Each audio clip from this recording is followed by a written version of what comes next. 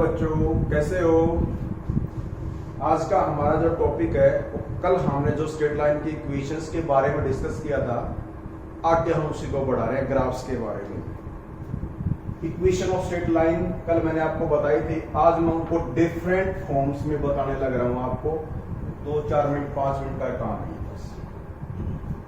सबसे पहले मैंने इक्वेशन, जो जनरल इक्वेशन बताई थी स्ट्रेट लाइन की, ax plus B Y plus C is equal to 0। x की पावर भी 1, y की पावर भी 1, कांस्टेंट 1 से ज्यादा, मैक्सिमम 1 से 1 से ज्यादा एनर्जी इनमें से कोई नहीं है, तब इस स्ट्रेट लाइन की इक्वेशन है।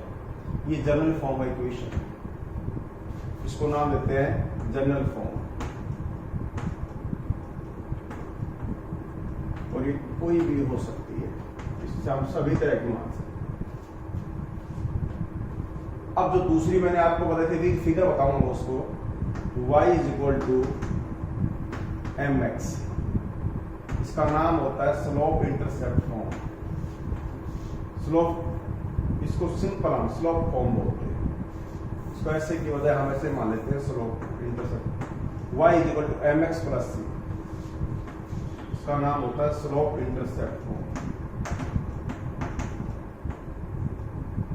इंटरसेप्ट, ठीक है बेटा।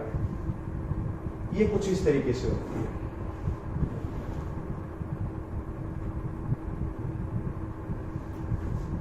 अगर ये m जो होता है, m स्लोप होता है,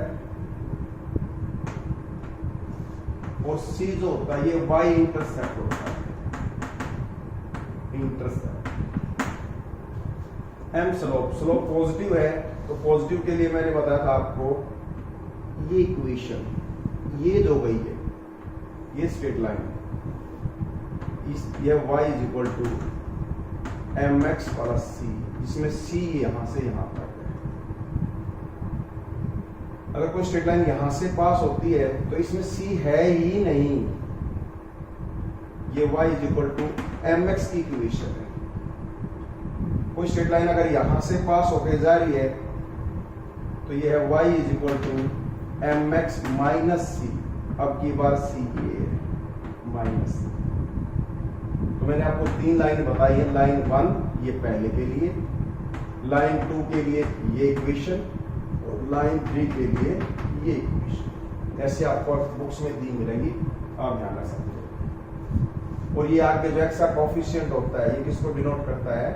स्लोप। अगर ये नेगेटिव हो, मान लो इक्वेशन ऐसी हो, y is equal to mx plus c, तब क्या होगा? तब हमारी इक्वेशन जो बनेगी वो कुछ ऐसे बनेगी। ये कोऑर्डिनेट एक्सिस ले लिया हमने, मान लो। अब स्लोप नेगेटिव है और c पॉजिटिव है, तो लाइक दिस, ये इक्वेशन। इसके लिए y is equal to minus mx plus c, ये स्लोप नेगेटिव और ये c इंटरसेप्ट पॉजिटिव। ठीक है बेटा, पक्का एक चीज का ध्यान रखना, कल भी मैंने आपको बताया था, जो m है वो स्लोप होता है, और स्लोप जो होता है tan थीटा होता है। m पॉजिटिव है मतलब tan थीटा पॉजिटिव है, मतलब थीटा की वैल्यू जो है वो फर्स्ट और थर्ड क्वाड्रेंट में, theta lies in first and third quadrant. अब ये आपको बताएंगे, ये जो समझदार है वो समझ सकते हैं। m नेगेटिव है, tan theta implies tan theta बराबर है थीटा, और फिर implies theta lies in second and fourth quadrant.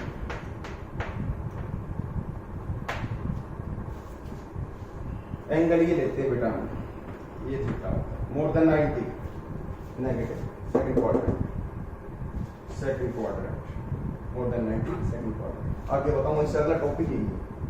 ये थीटा है पॉजिटिव, ठीक है बेटा, आपने ये ध्यान रखना। 2 फॉर्म मैंने कल बताया कि आज इनको फिगर से मैंने आपको बताया, थोड़ा और अच्छा से आपको समझ में आ जाए, इसलिए मैंने आपको ये बताया। ठीक है बेटा, थोड़ा पोज करना, इसको एक बार देखना, क्या कुछ लिखा हुआ है और फिर उसके बाद आप आगे चलें। ये इक्वेशन कई जगह और भी आ सकती है जिसको हम इंटरसेप्ट फॉर्म ऑफ लाइन बोलते हैं, ठीक है। इंटरसेप्ट फॉर्म ऑफ लाइन क्या होती है बेटा, देखो intercept form of line x by a y by b is equal to 1। ये इंटरसेप्ट फॉर्म ऑफ लाइन होती है।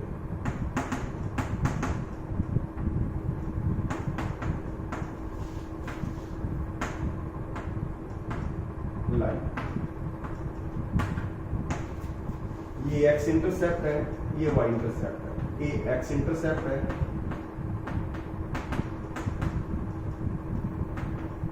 B Y intercept.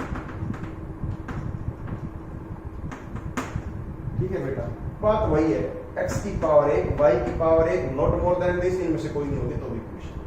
बात वही है जो कल मैंने आपको बताई, और कुछ भी इसमें अलग नहीं। अब एक काम और करते हैं, कल मैंने स्लोप ऑफ लाइन बताया था इस केस में। स्लोप ऑफ लाइन आपसे पूछ ले तो मैंने आपको बताया होगा क्या, minus coefficient of x divided by coefficient of y. ये स्लोप होता है, स्लोप ऑफ लाइन एम से रिप्लेस करो। ये फॉर्मूला भी आपने याद रखना है, कई जगह काम में आ सकता है, ठीक है। प्लीज ये बात ध्यान रखना। और जो बहुत सारा पार्ट है वो आपका काम का मैथ्स वाले बच्चों का आएगा, वो मैथ्स में आप समझ लोगे, कोई दिक्कत आपको नहीं। ठीक है बेटा, ये मैंने इक्वेशन ऑफ स्ट्रेट लाइन की डिफरेंट फॉर्म और जो जरूरी चीजें होती हैं वो बताई आपको। अब एक काम करते हैं, हम इससे अगले पार्ट पे चलते हैं, equation of a parabola. Parabola की पहचान कैसे करेंगे ग्राफ्स में, अब हम उस पे चलते हैं। उसमें भी सिर्फ हमारे जो मतलब फिजिक्स का होता है उसी पे जाएंगे बस, उससे ज्यादा में हम नहीं घुसेंगे क्योंकि मैथ्स वाले बच्चों का काम थोड़ी करना है। Equation of a parabola, equation of a parabola.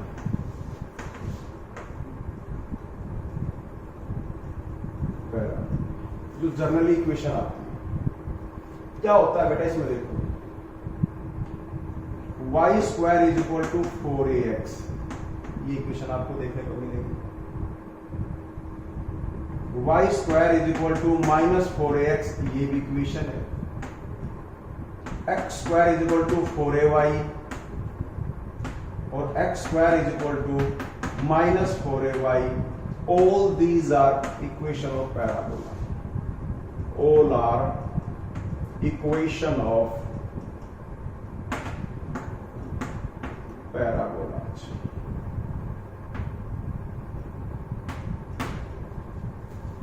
पहचान क्या है बेटा इसमें, पहचान क्या, जो वेरिएबल x और y होंगे उनमें से किसी एक की पावर 2 होगी, दूसरे की 1 होगी, पक्की बात।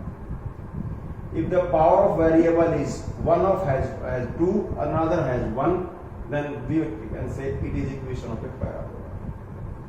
अब मैं इसी का एग्जांपल के तौर पे बिल्कुल छोटी ही चीज आपसे लेके बताता हूं जो आप बड़े आराम से कर सकते हो। 4a, a एक भी हो सकता है, कोई भी नंबर हो सकता है, कोई भी नंबर हो सकता है ये, ठीक है। 0 हो जाएगा तो सब 0 हो जाएगा, तो रहने की बात ही नहीं, इक्वेशन ये दूसरी होगी। बाकी कोई और नंबर भी हो सकता है, कोई दिक्कत नहीं, ठीक है बेटा। अब सुनो, देखो मैं इक्वेशन ले लेता हूं। अब ये ग्राफ कैसे दिखते हैं, कैसे आते हैं, उनका समझना काम। y square is equal to x ले लिया मैंने, तो इसका ग्राफ ड्रा करते हैं। पैराबोला होता है कैसा उसका पता लगाते हैं। तो इसमें एक काम करते हैं, अपने टेबल बना लेते हैं बेटा, टेबल बना लेते हैं। जैसे आप ग्राफ छोटे क्लासेस में आपने बनाया है x और y का, x और y, ठीक है। अभी आपको समझ में आएगा ये बेटा बहुत अच्छे से। x की पावर 1 है, y की 2 है, जिसकी पावर 2 हो ना बेटा, ये जैसे पावर देखा, इसकी वैल्यू रखेंगे हम, इसकी वैल्यू रखेंगे। चलो एक काम करते हैं, मैं इसको -2 रख देता हूँ, y की -2 रखेंगे, y की तो 4x की 4 हो जाएगी, क्योंकि हम ऐसे लिखो ना x equal to y square. अब y की वैल्यू पुट करेंगे 2 माइनस 2 रखेंगे 4 आ जाएगी, 1 रखेंगे 1 आ जाएगी, 0 रखेंगे 0 आ जाएगी, 1 रखेंगे सॉरी माइनस 1 रखेंगे तभी 1 आएगी, 1 रखेंगे तो 1 आएगी, 2 रखेंगे तो 4 आएगी, 3 रखेंगे तो 9 आएगी, क्योंकि स्क्वायर हो जाएगा 3 रखेंगे 9 आएगी। अब इसका अगर हम ग्राफ बनाते हैं तो हम ग्राफ यहां बनाएंगे, अभी समझ रहे हैं इस चीज को, मैं आपको बताऊं ग्राफ ड्रा करने का तरीका। इधर हमने x पॉजिटिव ले लिया, इधर x में नेगेटिव, या y पॉजिटिव या y नेगेटिव, ठीक है बेटा। 0 वैल्यू 1 2 x की वैल्यू हम 1 2 3 4 5 6 7 8 9 1 2 3 4 5 6 7 8 ऐसे लेंगे हम 1 2 3 4 5 6 ऐसे, इधर माइनस के 1 माइनस का 2 ऐसे लेंगे, ठीक है। 1 2 3 4 5 माइनस 1 2 3 4 5। अब देखो y की वैल्यू -2 यह है, x की वैल्यू 4, x की वैल्यू 4 ये इधर से और इधर से ये पॉइंट हो गया भाई, इधर से ये इधर से ये। x की वैल्यू -1 ये 1 होगी और ये भी 1, तो ये पॉइंट हो गया भाई इसमें। 0 0 के लिए 0 हो जाएगा, देखो ये 0 0 के लिए 0 हो गया, ये पॉइंट हो गया। फिर 1 1 के लिए फिर 1 हो गया, ये 2 के लिए फिर ये 4 आ जाएगा ऊपर, इस 2 के लिए ये 4 आ जाएगा यहाँ, तो हम 2 को यहाँ मान लेते हैं थोड़ा, 2 के लिए यहाँ आ गया 4, और 3 के लिए ये 3 है, इसके लिए 9 हो जाएगा, आगे चल के बहुत एकदम से आगे बढ़ जाएगा, 6 7 8 9 9 यहाँ आ जाएगा, ये 9 3 के लिए। जब हम मिलाएंगे तो हमारे को ये ऐसे मिलेगा भाई।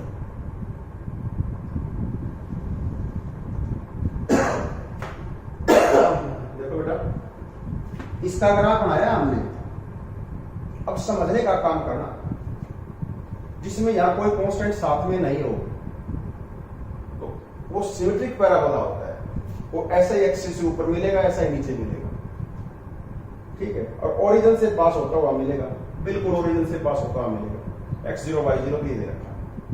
अब समझना x की पावर 1 है, y की 2 है, x की पावर 1 है भाई, बिल्कुल ठीक। जिसकी पावर 1 होता है उस एक्सिस की तरफ, और जिसकी 2 होती है, y की पावर 2 है तो y एक्सिस में दोनों ऊपर, y एक्सिस के साथ ऊपर भी जाएगा नीचे भी जाएगा, जिसकी 2 पावर होंगी वो ऊपर नीचे करेगा, ठीक है बेटा।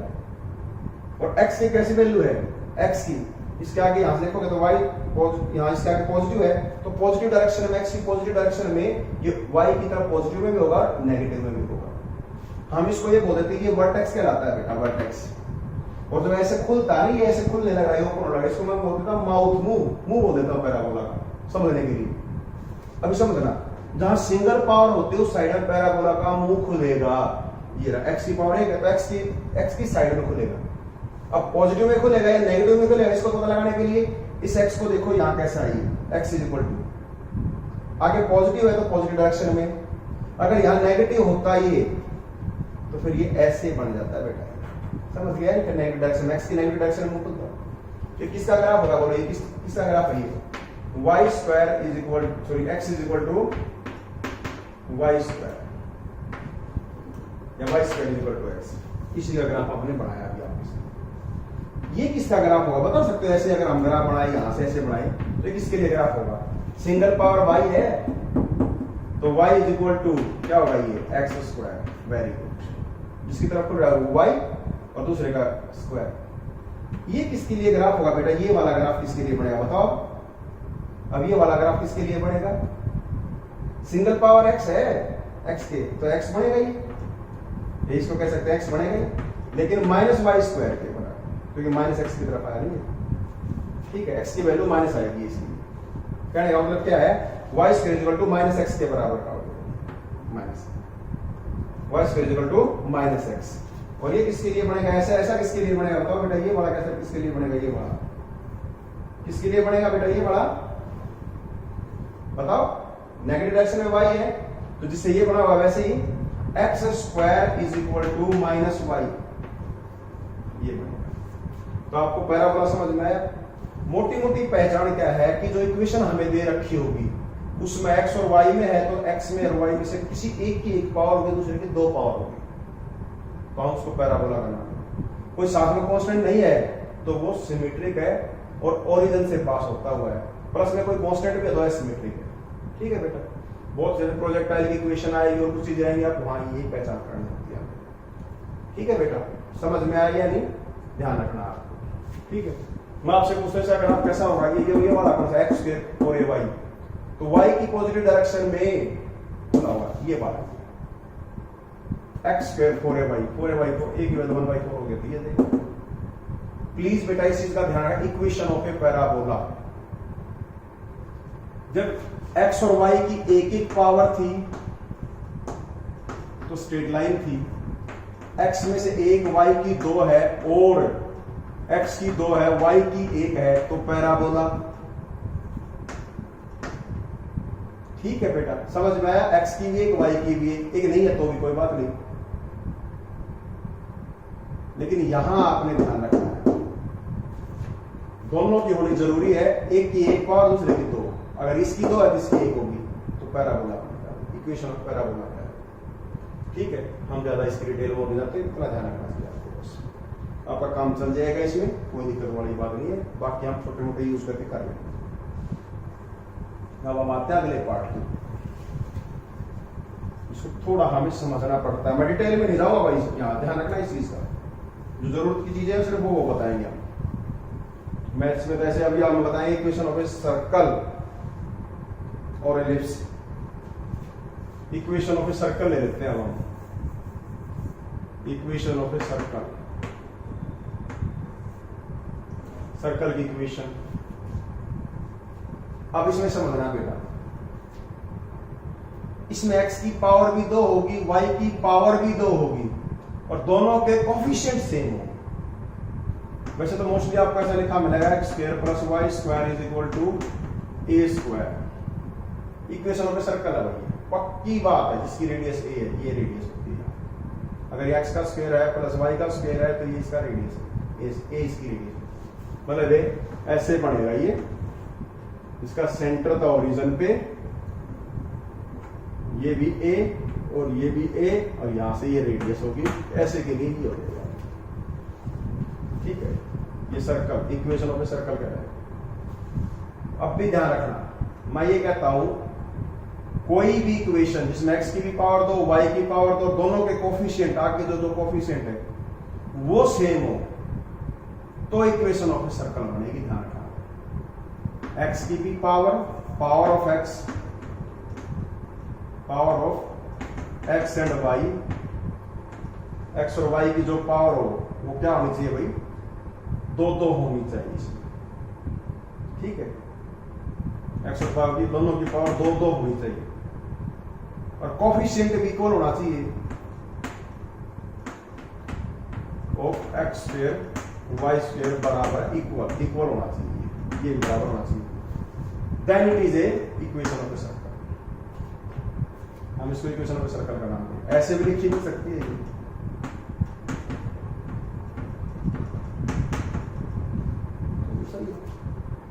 कोई दिक्कत नहीं, इक्वेशन ऑफ ए सर्कल है ये, क्योंकि दोनों कोफिशिएंट सेम है, ये ऐसे लिखी मिल जाए तो भी ठीक है।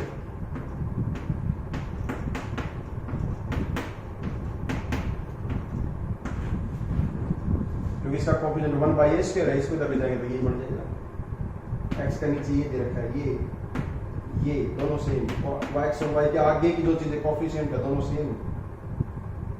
ठीक है, कांस्टेंट उसी हो सकता है, समझ में आया या नहीं। इसका सेंटर जो है वो ओरिजिन पे है, और वैसे general form of a circle जो होती है वो बड़ी ये होती है, general form of circle x square plus y square, आगे कोफिशिएंट बराबर रहेंगे, प्लस में 2gx प्लस में 2fy प्लस में c इज इक्वल टू 0। ये होती है general equation of a circle, जो आप मैथ में पढ़ोगे, इक्वेशन ऑफ ए सर्कल।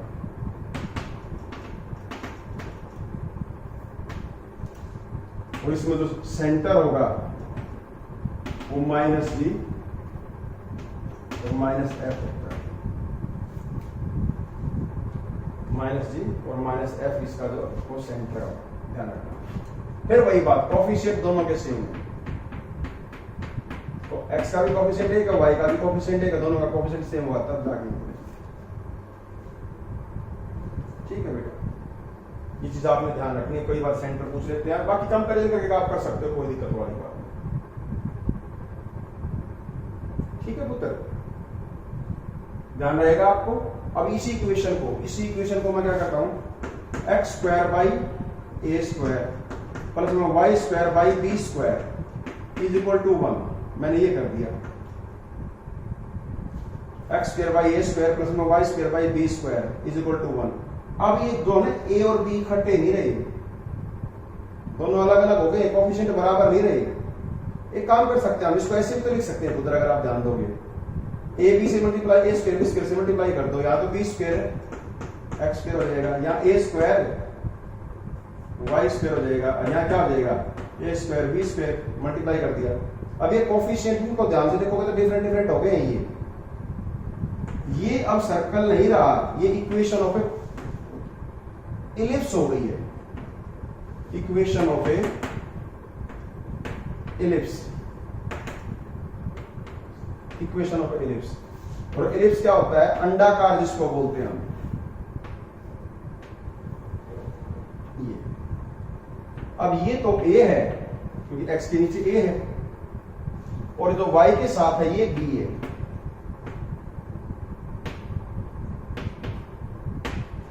जो ए है इसको हम बोलते हैं semi major axis, semi major axis,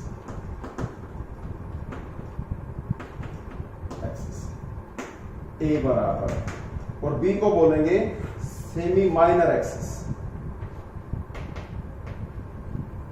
semi minor axis. ये आपने ध्यान रखना। ठीक है पुत्र, बात समझ में आई या नहीं? ये भी आपने इसको ध्यान में रखना। एक दो ग्राफ और आपको देखने को मिलेंगे जो बहुत बार यूज में आते हैं। यहाँ इक्वेशनों में सर्कल समझ में आ गई बेटा आपको? मैं ज्यादा डीप में नहीं जा रहा, और भी डिटेल में हो सकता है इसके अंदर, कैसे इसकी रेडियस कैसे निकालेंगे, सारा काम कैसे होगा, वो भी निकल सकती है। r इज इक्वल टू किसके बराबर होगी, G square plus F square minus C का अंडर रूट, सारे का ऐसा करके हम उसकी रेडियस भी निकाल लेंगे। पर आपके यहाँ काम वो इतनी ज्यादा आने वाली नहीं है, हमारे इसी से काम चल जाएगा ऑलमोस्ट। कई बार हमें ऐसे ग्राफ देखने को मिलते हैं, ये ग्राफ देखने को मिलेंगे,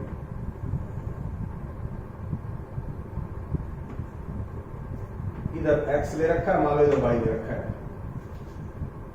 x बढ़ रहा है y घट रहा है, तो y ऐसे इनवर्सली भी हो सकता है।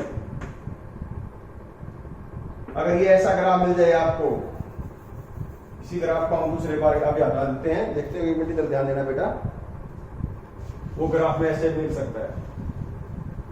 मिटा दो बेटा इस चीज को, यहां से इसको मिटा रहा हूं।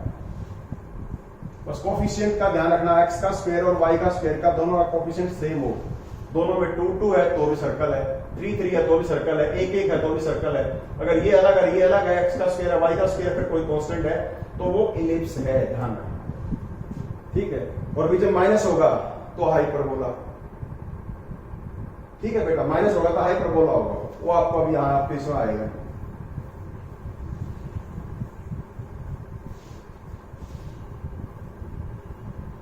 अब जो मैं आपको बताने लग रहा हूं उसको थोड़ा ध्यान से समझना। फिर से बताऊंगा इसी ग्राफ को, और फिर इसके बाद हम कल से ट्रिग्नोमेट्री का पार्ट शुरू करेंगे जो आपके लिए मोस्ट इंपोर्टेंट है। अब मैंने एक ग्राफ ये बनाया मान लो, ठीक है बेटा, और एक ऐसे ये घटता हुआ दिखा दिया मैंने, ऐसे। सेम ग्राफ यहां भी हो सकता है, इसमें एकदम से डिप होता दिख गया तो समझ लेना ये इनवर्सली है। ये कुछ इस तरह हो सकता है, ये y है, इधर x है, इधर y है, इधर x है, तो इसमें ये ग्राफ ऐसे हो सकता है, y is inversely proportional to 1/x, इसमें ज्यादा पावर हो, और भी ज्यादा हो सकती है, क्यूब भी सकती है, और जल्दी हो जाएगा। ठीक है, ये ऐसे ग्राफ हो सकता है। कई बार आपको ग्राफ देखने को मिल जाता है ऐसा, पता आपको ये क्या है? अरे उसी का हिस्सा, वाई स्क्वायर पैराबोला का पार्ट है भाई, नीचे बड़ा नहीं है ना, बस ध्यान रखना बेटा इस चीज का। इक्वेशन ऑफ ए पैराबोला ऐसा ही था, यही तो पहचानना हमें। कई बार ग्राफ ऐसे मिल जाएगा, एकदम से बढ़ना शुरू हो जाए, ये भी पैराबोला है क्योंकि इधर बन जाएगा ऐसे, तो ये y is equal to x square है पैराबोला की इक्वेशन। तो ग्राफ देख के हम बता सकते हैं किस चीज की इक्वेशन है ये, ऐसे समझ में आया बेटा आपको? बिल्कुल छोटा लेक्चर मैंने आज आपके लिए तैयार किया है, कल मैं बिल्कुल फ्रेश वे से आपके लिए ट्रिग्नोमेट्री का पार्ट शुरू करूंगा। इसको बिल्कुल शुरू से उठाएंगे 9 से लेके और आपके +1 के, और ये आपकी लगभग 3 से 4 दिन चलेगी। ध्यान रखना इस चीज का, 3 से 4 दिन तक चलेगा ट्रिग्नोमेट्री का पार्ट। वो सारी चीजें कराऊंगा जो आपके +1 में मैथ्स वाले सर आपको कराएंगे। क्वेश्चन साथ में कराएंगे, हम क्वेश्चन नहीं कराएंगे, हम फार्मूला याद कैसे रखेंगे उनके मेथड बताएंगे, फार्मूले कराएंगे, कुछ एग्जांपल लेंगे, 2-4 क्वेश्चन छोटे मोटे हमारे यूज के जो आएंगे वो कराएंगे। इसको ट्रिग्नोमेट्री आती होगी, वही आगे चल के आराम से बढ़िया तरीके से एडजस्ट कर सकता है। जो क्वेश्चन हमारे डिफरेंशिएशन के, इंटीग्रेशन के या इक्वेशन वेलोसिटी वगैरह का, तो उनमें हम काम कर सकते हैं।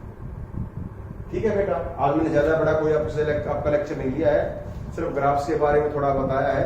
आपने ये अच्छे से समझना है, दे रखा बुक में वो सारा पार्ट मैंने आपको करा दिया है। Please do it. God bless you बेटा, थैंक यू वेरी मच।